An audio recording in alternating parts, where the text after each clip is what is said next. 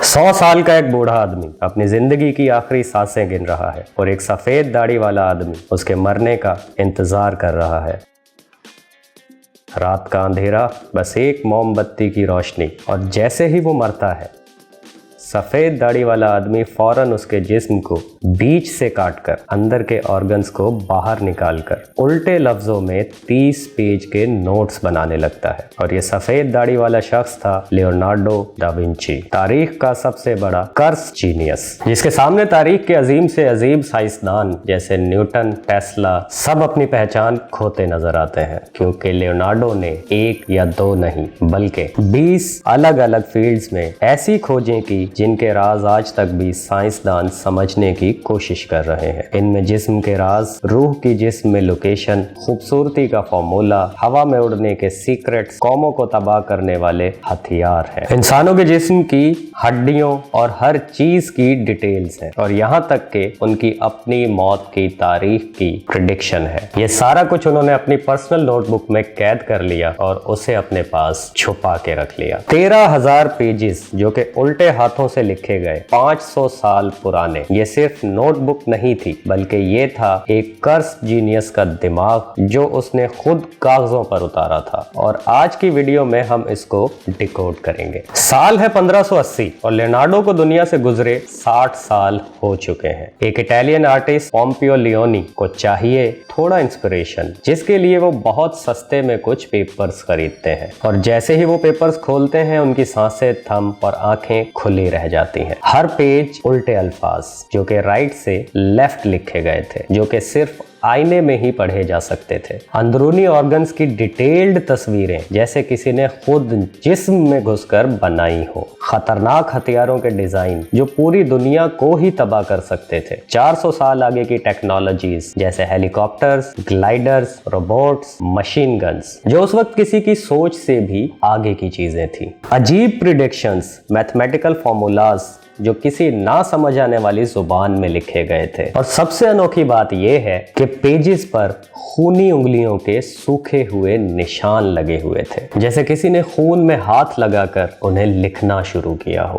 Pompeo ने फौरन उन 2,500 पेजेस को 2 बड़े वॉल्यूम्स में तब्दील कर दिया। 1,111 पेजेस का कोडेक्स एटलांटिस, जिसमें सारे साइंटिफिक और टेक्निकल काम को जमा किया, और कोडेक्स अरेंडेल, जिसमें सारे एनाटॉमिक, आर्टिस्टिक और फिलोसॉफिकल काम को कलेक्ट किया। मगर उन्होंने पेजेस की सीक्वेंस और डेट्स को मिक्स कर दिया और हमेशा के लिए लियोनार्डो के ऑर्डर को तबाह कर दिया। उनकी मौत के बाद उनकी फैमिली ने इन 2 वॉल्यूम्स के अलग अलग आर्ट्स बनाकर इनको बेच दिया। इस तरह दा विंची का काम तकसीम होकर इटली से स्पेन, फिर इंग्लैंड और फिर फ्रांस तक चला गया। 300 साल बाद 1800 का दौर आता है, और अब जाकर स्कॉलर्स की नजरें इन किताबों की हैरान कुन गहराइयों में जाने लगती हैं, और कुछ अजीब से पैटर्न्स पर उनकी नजरें अटक जाती हैं। पहला पैटर्न एनाटॉमिकल ड्राइंग्स में ऐसे नोट्स थे जो चर्च और बाइबल के खिलाफ जा रहे थे। न्यूबॉर्न बच्चे का माँ की कोख में जन्म, दिल के धड़कने की तस्वीरें, खून का जिस्म में सर्कुलेशन,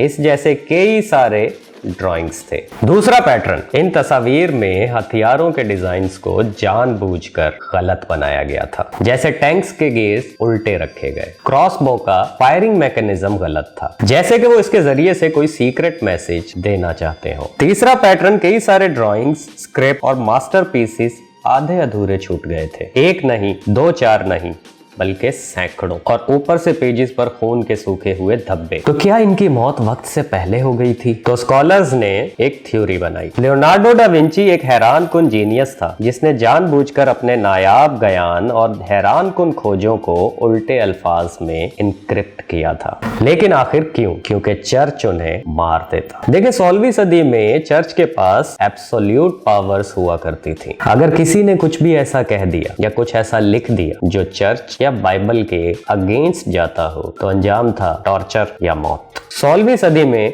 जियोर्डानो ब्रूनो जो एक इटालियन फिलोसोफर थे, उनको जिंदा जला दिया गया था, सिर्फ इसलिए कि उन्होंने कहा था कि सूरज के गिर्द सारे सैयारे घूमते हैं, जमीन के नहीं। 1631 में गैलीलियो को भी जेल में डालकर खामोश कर दिया गया था। और लियोनार्डो, वो तो ऑलरेडी 1513 में मजहब मुखालिफ नामजद हो चुके थे। लियोनार्डो जानते थे कि अगर उनकी इंसानी जिस्म की खोजें जमीन के सूरज के चक्कर लगाने के प्रूफ्स और इंसानी माँ की कोख की असल तस्वीरें, अगर ये सब कुछ पब्लिश हो जाता तो चर्च उन्हें भी जला देता। इसीलिए उन्होंने ये सब कुछ कोड वर्ड्स में लिखा और 19वीं सदी में ये थ्योरी इतनी मशहूर हो गई कि इस पर कई सारी वर्ल्ड फेमस किताबें भी लिखी गई, जैसे decoding da Vinci, secrets of the code, the hidden message वगैरह। मगर ये सारी किताबें आधी सच्चाई ही बयान कर रही थी, क्योंकि पूरी सच्चाई तो इससे कहीं ज्यादा इंटरेस्टिंग थी। लियोनार्डो एक ऐसा छुपा हुआ जीनियस था जैसा 100 सालों में नहीं बल्कि 10,000 सालों में एक दफा पैदा होता है। लेकिन एंड में लियोनार्डो ने अपनी जिंदगी को ही एक बहुत बड़ा फेलियर बताया। तो लियोनार्डो के नोट्सबुक में क्या थे वो छुपे हुए राज, और उन अजीब पैटर्न्स में छुपी थी आखिर कौन सी सच्चाई? साल 1938 में पब्लिश हुई एक ऐसी किताब जिसने खोल दिए लियोनार्डो के सदियों से बंद तमाम राज। इसे एक ऐसे शख्स ने लिखा था जिसने अपनी पूरी जिंदगी आर्ट्स के छुपे हुए राज ढूंढने में लगा दी थी। लिडविग हेडेनरिच, एक जर्मन आर्ट हिस्टोरियन। और इसी के साथ देखा दुनिया ने पहली दफा लियोनार्डो का असली चेहरा। 15 अप्रैल 1452 इटली का गांव विंची, एक नाजायज बच्चा पैदा होता है जिसका बाप एक अपर मिडिल क्लास और माँ एक गांव की मजदूर औरत थी। बच्चा नाजायज था इसलिए नाम मिला सिर्फ लियोनार्डो, और सरनेम गांव से मिल गया दा विंची, यानी विंची का रहने वाला। इस दौर में नाजायज बच्चों को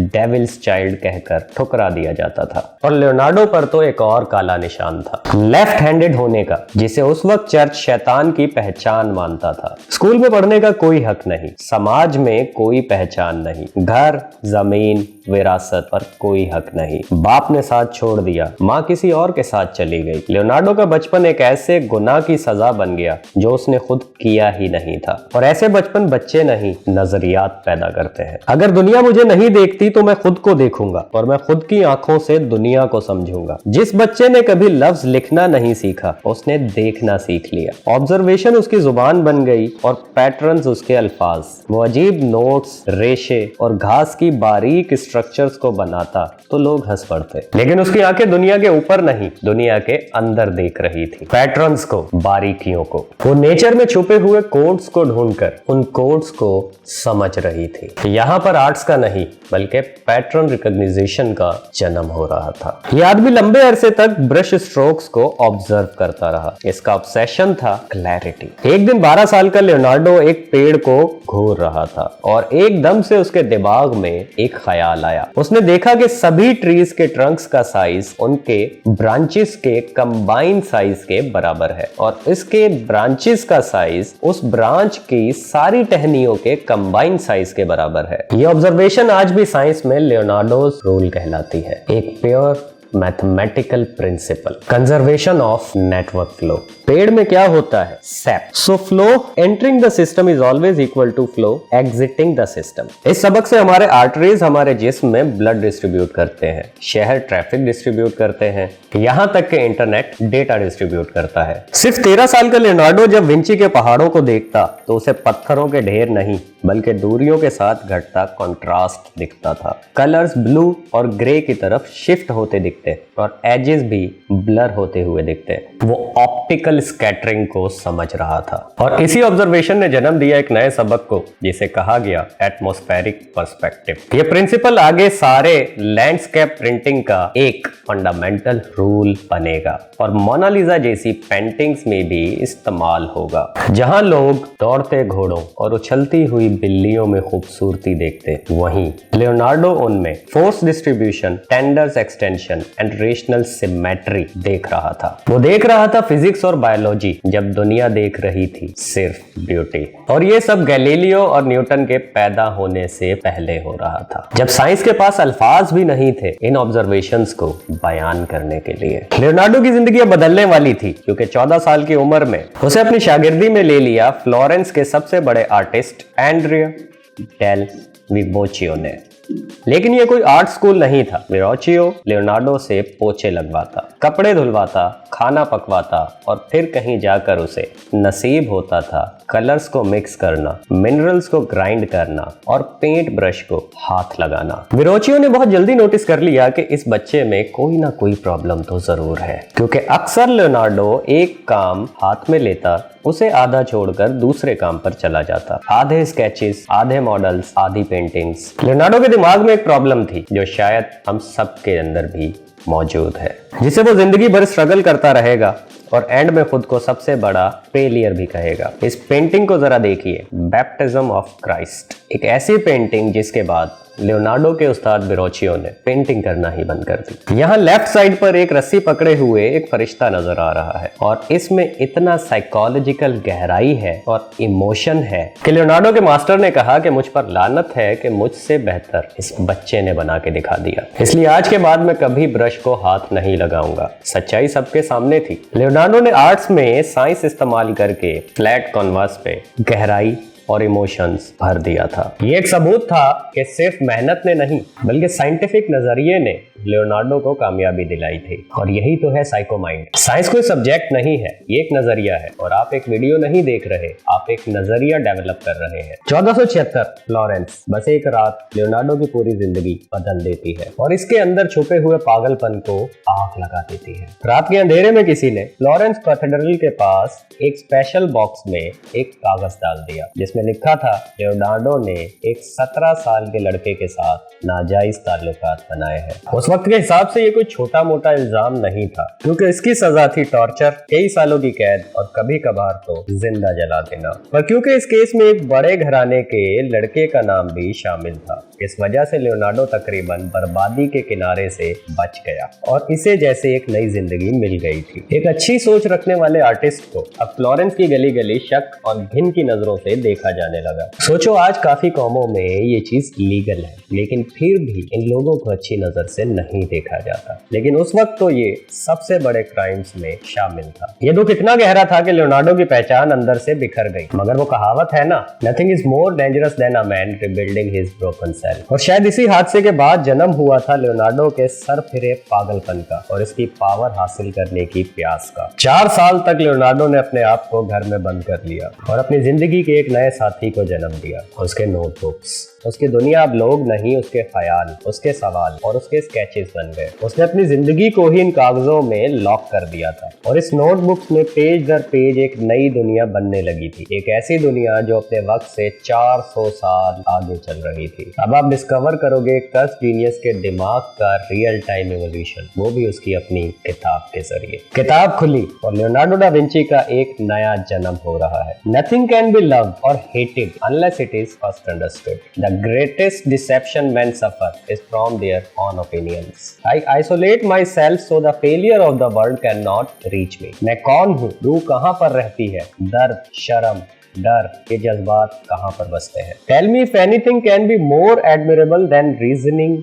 of the soul. सच्चाई जानना अब लियोनार्डो की हॉबी नहीं बल्कि उसकी जिंदगी का वजूद बन गया था, क्योंकि ये सिर्फ ऑब्सेशन नहीं, ट्रांसफॉर्मेशन था, क्यूरियोसिटी का, खुद की पहचान बन जाने का।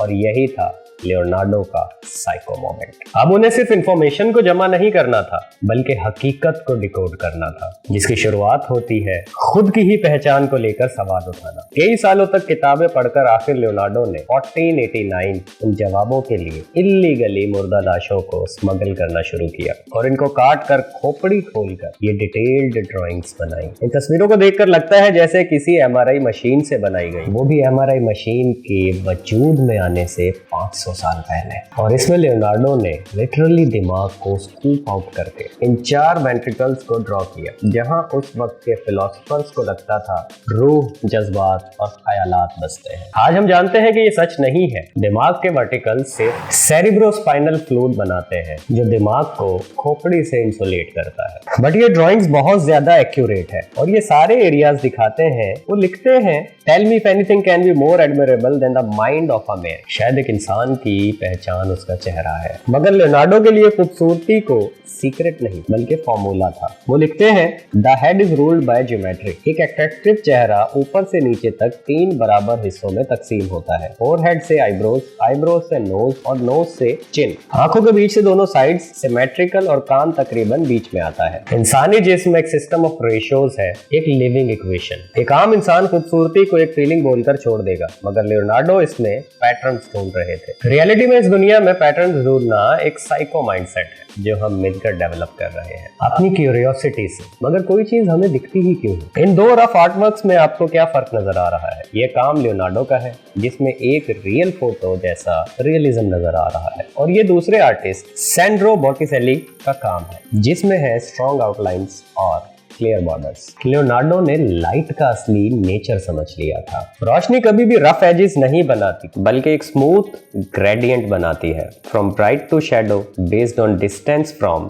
सोर्स। जो कॉन्सेप्ट आगे चलकर लाइट का इनवर्स स्क्वायर लॉ बनेगा। इस अंडरस्टैंडिंग से लियोनार्डो ने रियलिस्टिक पेंटिंग की एक टेक्निक ही इजाद कर दी, कॉल्ड सुफोमैटो। एक इल्यूजन जहां पर रफ एजेस हवा में घुल जाते हैं और कैरेक्टर का फॉर्म रोशनी से स्कल्प्ट होता है, ना कि आउटलाइन से। साइंस की नजर से चीजों को देखना, इसीलिए इसको साइको माइंडसेट कहते हैं। साल 1480 में लियोनार्डो को फ्लोरेंस में एक अजीब सी घुटन महसूस होने लगती है और ये पेंटिंग रिलीज होती है। कोई मुस्कुराहट नहीं, कोई एहसासात नहीं, बस गहरी सोच। वेस्टर्न आर्ट में पहली बार एक गहरी सोच जन्म ले चुकी थी, मगर फिर अचानक से नोट्सबुक में ये तबाही मचाने वाले ड्राइंग्स कहां से आने लगे? Weapons of mass destruction. आखिर लियोनार्डो के अंदर ये आग क्यों भड़कने लगी है? हिस्टोरियंस ने लियोनार्डो के 2 चेहरे देखे। एक तरफ एक इंतहाई शरीफ और रहमदिल इंसान जो जानवरों और परिंदों से भी इतना प्यार करता है कि बाजार से जाकर परिंदों को खरीदकर आजाद कर दिया करता था, और दूसरी तरफ वही इंसानियत को तबाह करने के लिए वॉर मशीन बना रहा था। हिस्टोरियंस के लिए ये एक बहुत बड़ी पहेली बन गई थी। लियोनार्डो के अंदर छुपा इंसान आखिर हीरो था या विलन? तो कैसे लियोनार्डो अपने अंदर के अच्छाई और बुराई के कॉन्फ्लिक्ट को सॉल्व कर पाएगा और 20 अलग दुनियाओं में माइंड ब्लोइंग इन्वेंशंस करके सबसे बड़ा जीनियस साइंटिस्ट, इन्वेंटर और आर्टिस्ट एक साथ बन जाएगा? इसके नोट्सबुक्स दुनिया को 200 साल आगे लेकर जा सकते थे, तो फिर आखिर क्यों उसने उन्हें दुनिया से छुपा कर रखा? क्यों लियोनार्डो आखिर में अपनी जिंदगी को सबसे बड़ा फेलियर बताएगा? सब कुछ जानेंगे लेकिन अगली एपिसोड में। तब तक आप भी अपने अंदर छुपे हुए साइको को पहचानने की कोशिश करें। तब तक के लिए अल्लाह हाफिज।